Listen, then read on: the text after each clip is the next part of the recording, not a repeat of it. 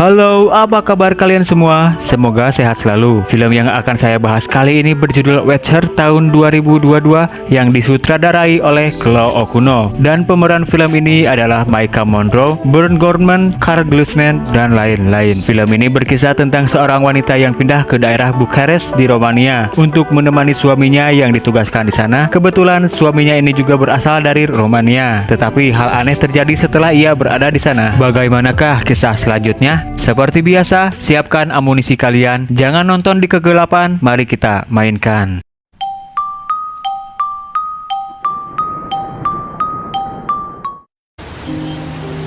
Film diawali dengan sepasang suami istri yaitu Julia dan Francis. Mereka sedang menuju ke sebuah apartemen di kota Romania. Julia yang berdomisili di Amerika Serikat menemani Francis yang saat itu ditugaskan ke kota Romania, kotanya sendiri.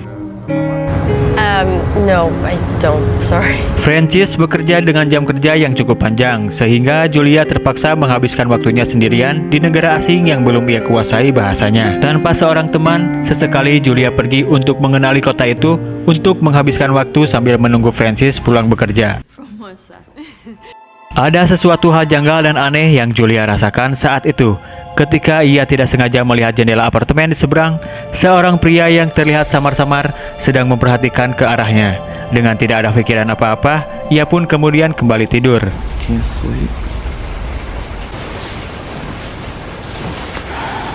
Seperti biasa, hari-hari yang ia jalani secara normal, menyesuaikan dengan lingkungannya yang baru, belajar bahasa Romania, berkeliling di daerah kota, dan kembali ke apartemen. Ya, gitu aja hidupnya.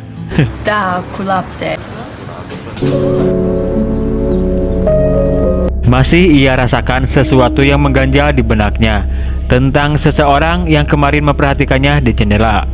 Di hari yang lain, Julia mulai merasakan bimbang karena tidak ada teman yang bisa ia ajak bersenang-senang. Jarang sekali ia menemukan orang yang fasih berbahasa Inggris.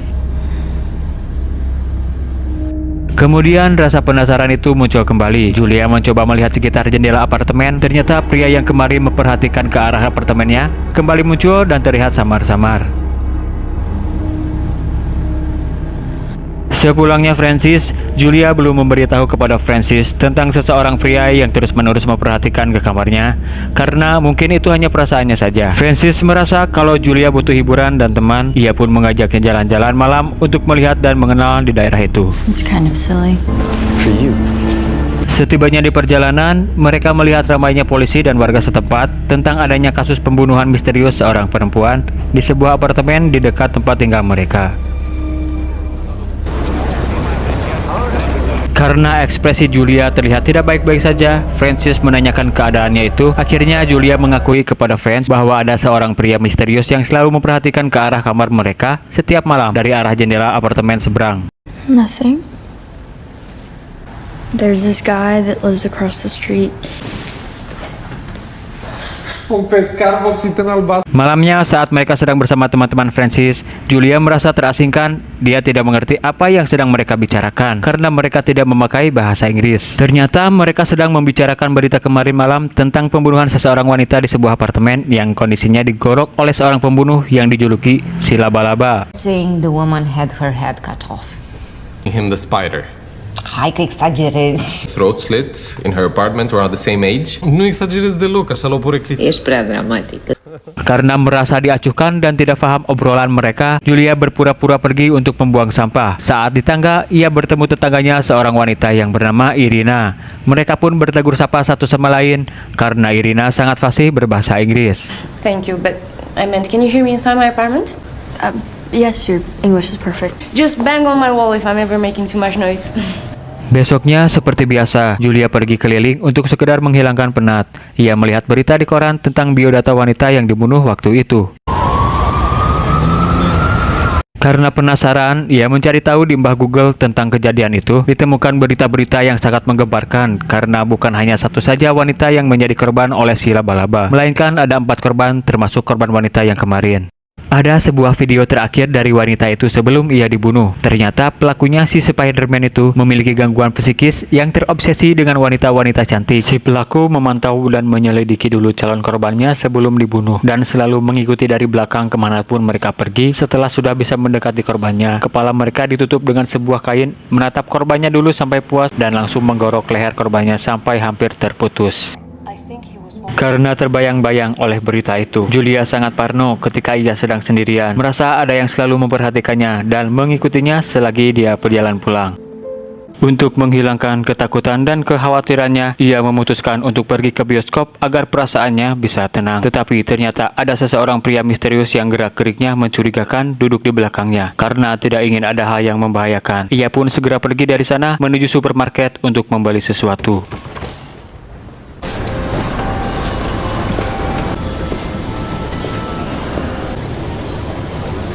Tetapi si pria yang ada di bioskop tadi mengikutinya kemanapun ia pergi. Karena panik, dia pun masuk ke dalam gudang supermarket dan segera pergi.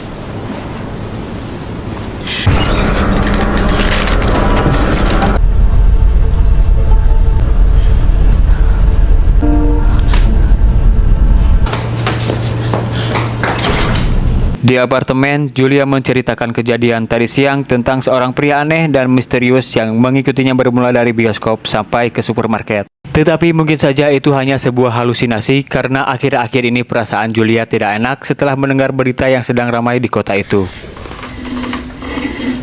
Lalu Franz mengajaknya memeriksa CCTV supermarket untuk memastikan dan melihat wujud pria yang mengikuti Julia tadi siang. I mean, they gotta have security tapes, right? Sesampainya di supermarket, meminta salah satu pegawai untuk memeriksa CCTV. Tetapi Julia malah dituduh sedang mencuri. Julia menyangkalnya karena ia berusaha untuk sembunyi dari pantauan si pria misterius itu. What time are you at?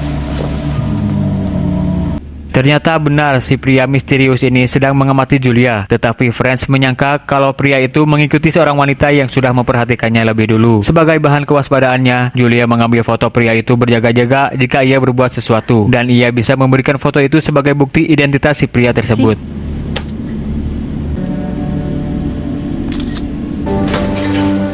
Seperti biasa, Franz pergi bekerja dan Julia menunggunya di apartemen. Karena ingin tahu gerak-gerik pria yang sudah mengikutinya, Julia memantau dari belakang jendela. Tetapi mungkin di siang hari si pria itu tidak memperlihatkan diri.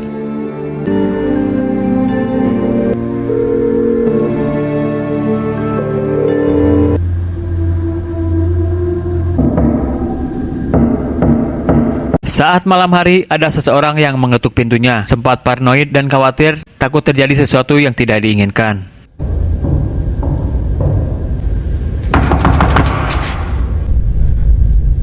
Tetapi dia memberanikan diri membuka pintu dan ternyata itu hanya seorang emak-emak sedang mengoceh. Entah apa yang dibicarakannya membuat Julia tidak mengerti bahasanya. I'm sorry, I don't know. Kemudian Irina yang waktu itu sempat berkenalan di tangga memberitahu kalau si nenek itu sedang mencari Elvis, kucingnya yang hilang entah kemana.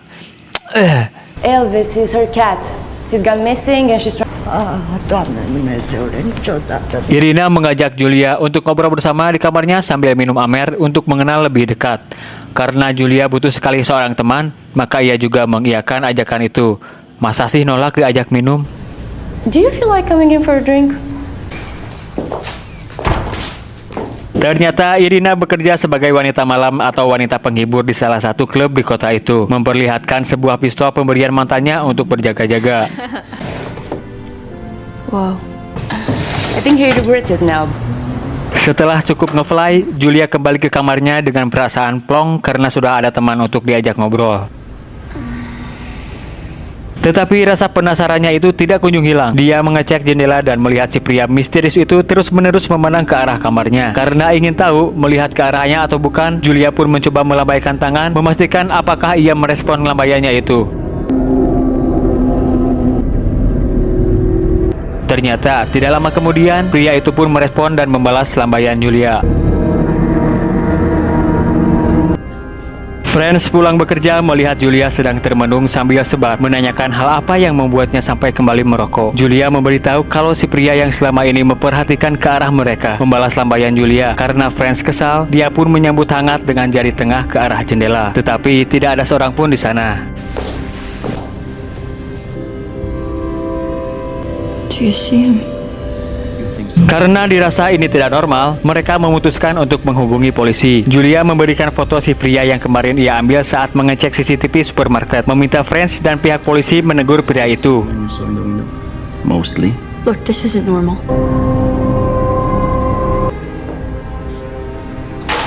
Setelah kembali dari apartemen sebelah, mungkin si pria itu sudah berbohong atau menyembunyikan sesuatu agar tidak dicurigai oleh siapapun. Friends pun meminta agar Julia tidak melebih-lebihkan hal tersebut. Karena dirasa itu sikap yang tidak rasional atau tidak logis. Beranggapan Julia mengalami stres yang berlebih. Mungkin akibat dari lingkungan baru yang belum Julia kenal, atau akibat dari karena ia selalu sendirian. Besoknya, seperti biasa, Julia berjalan-jalan di daerah kota. Tidak sengaja, ia melihat si pria misterius itu sedang berjalan ke suatu tempat. Kemudian ia mengikutinya sampai ke sebuah tempat di mana Irina bekerja di sana sebagai wanita penghibur.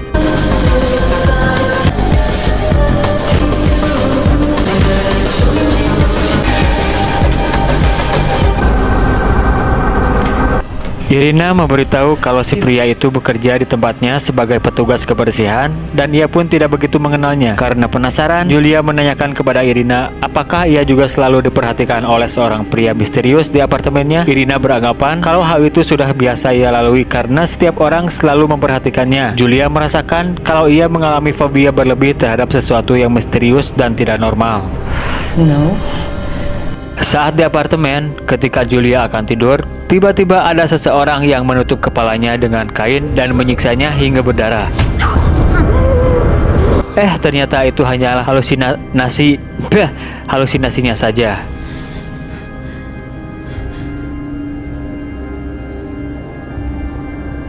Karena mendengar Irina berteriak di kamarnya, Julia memeriksa ke kamar Irina bersama orang-orang yang terbangun karena Julia mengetuk pintu Irina dengan keras. Setelah masuk ke dalam, ternyata tidak ada apa-apa, hanya seekor kucing milik si nenek yang sempat hilang. I heard the screaming from the bedroom. Vezi? Nu e nimeni. Numai o pisică. Si? Să scoate asemenea istericale, da? Si pemilik apartemen memarahi Friends karena Julia sudah mengganggu ketenangan dan membuat panik semua penghuni apartemennya. Tidak mau ada kegaduhan lagi, si pemilik apartemen memberikan kesempatan bagi mereka akan diusir jika ada lagi kejadian serupa. Bătrâni? What did she say?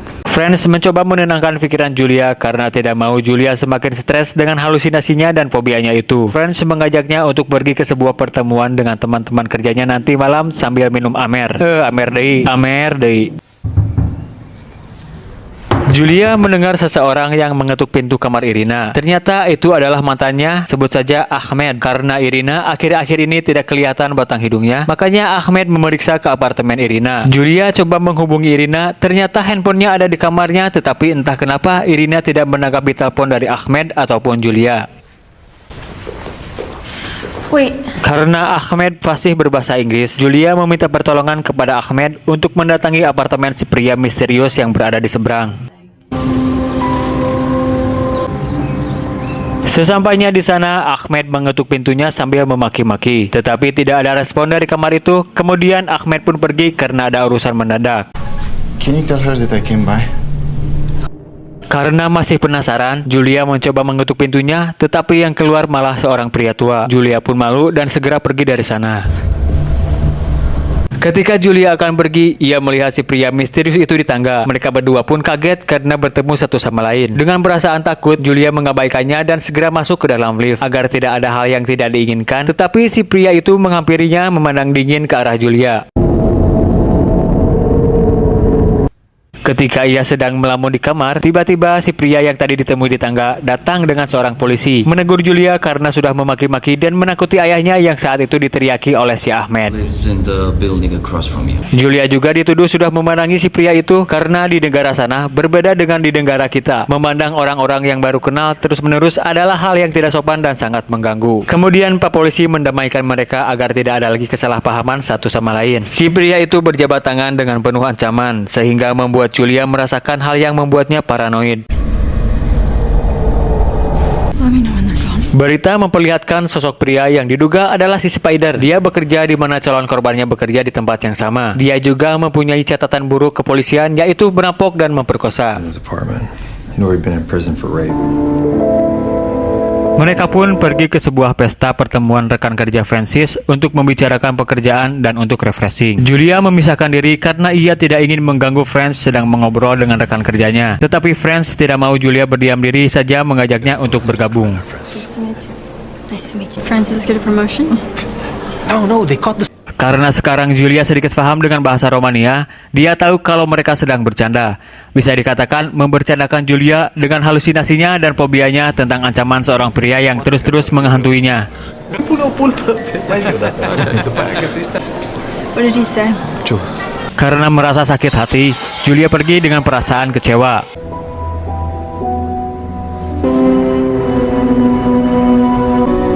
Julia memutuskan pulang menggunakan kereta bawah tanah karena tidak ada taksi yang kosong saat itu.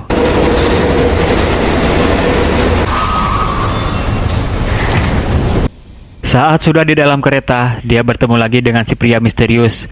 Karena takut dan merasa pria itu sedang mengawasinya, ia pun pindah tempat untuk menjauh dari pria itu. Tetapi pria itu malah menghampiri dan duduk tepat di depannya, membuka obrolan dengan alasan sebuah kereta yang tiba-tiba berhenti karena biasanya pekerja kereta sedang menangkap seekor anjing di rel kereta.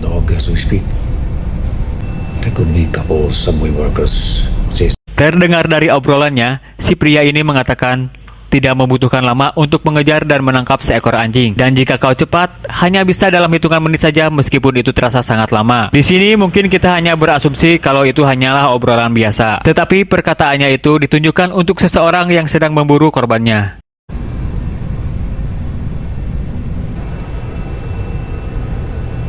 Julia pun menanyakan hal kenapa ia diikuti oleh pria itu, dan jawabannya adalah, aku tidak mengendalikan kereta. Membuat Julia bingung tentang jawabannya itu. Maksud dari jawabannya adalah, jika saja Julia tidak menangkapi ketika pria itu sedang menatapnya, maka ia juga tidak akan melakukan hal demikian.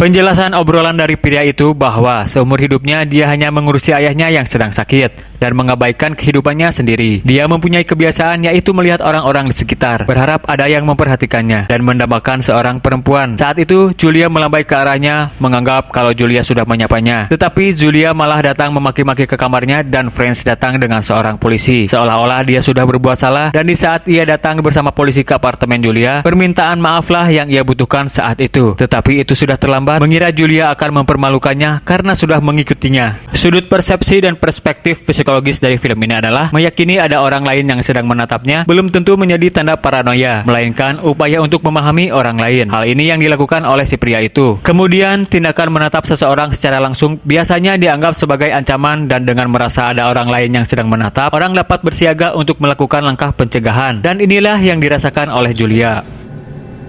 Mungkin Julia sudah tahu dan mengerti maksud dari obrolannya sambil melihat sesuatu di dalam kantong plastik yang dibawa si pria itu. Dan ternyata pria itu adalah si Spider atau pelaku pembunuhan berantai yang mengalami gangguan psikis diakibatkan depresi terhadap kehidupannya yang berbeda jauh dengan orang lain. You came to my door with that man. What's an apology? I'm sorry. Maka dari itu, ia menghabisi wanita yang sudah membalas tatapannya karena dianggap sudah menghinanya, apalagi sampai mendatanginya. Jika saja Julia tidak mempunyai perasaan fobia sosial, hal yang mengancam tidak akan terjadi kepadanya. Ia pun segera pergi dari kereta itu karena takut terjadi hal yang tidak diinginkan.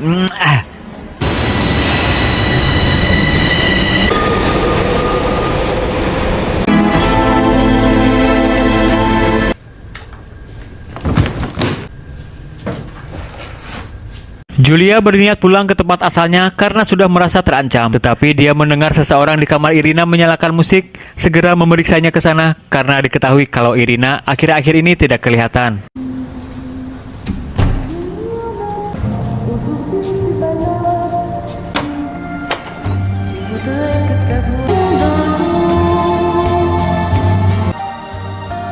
Saat di dalam kamar Irina, dia melihat Irina duduk dengan kondisi kepalanya terpenggal. Dan tiba-tiba saja ada yang menutupi kepala Julia dari belakang. Ternyata benar sekali dugaannya bahwa si pria yang selalu memperhatikannya dan bertemu di kereta adalah si Spider, pembunuh berantai. Halo. Franz mencari Julia dan mendapati baju Julia yang sudah dikemas ke dalam koper. Mungkin Julia sudah bersiap-siap akan pergi ke kotanya. Dengan tidak ingin berteriak, si pria itu segera menyeret lehernya dengan belati.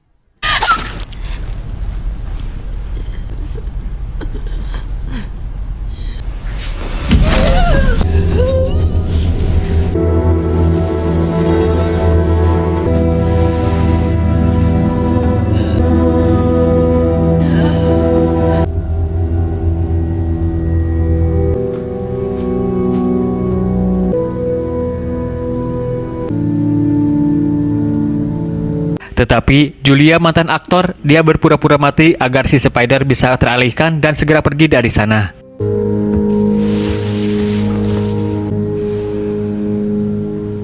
Franz menghubungi Julia dan ia pun kaget handphone Julia berada di kamar sebelah. Ketika Franz akan mengecek ke sana, si Spider keluar dengan tatapan yang sangat dingin. Ketika akan pergi, sebuah tembakan mengenainya lalu ia pun tewas seketika.